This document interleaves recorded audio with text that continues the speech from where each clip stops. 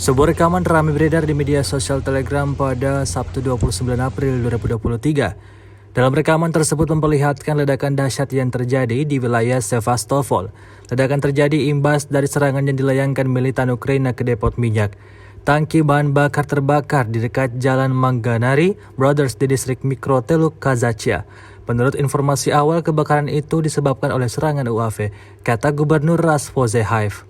Disebutkan dalam keterangan unggahan, luas kebakaran sekitar 1.000 meter. Ada 18 pemadam kebakaran di lokasi, 60 petugas pemadam kebakaran dengan gagah berani memadamkan api. Dapat diketahui ada 4 tingkatan api yang paling sulit dipadamkan. Karena volume bahan bakarnya besar, perlu waktu untuk melokalisasi api.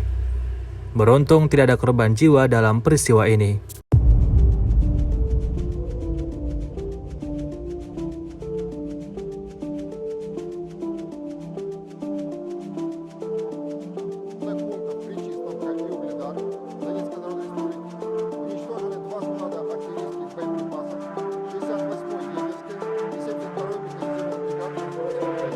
Поражение 86 в районах населенных пунктов Владимировка, Кременная Луганской Народной Республики, Табаевка Харьковской области, Никольская Донецкой Народной Республики и Жеребянки Запорожской области.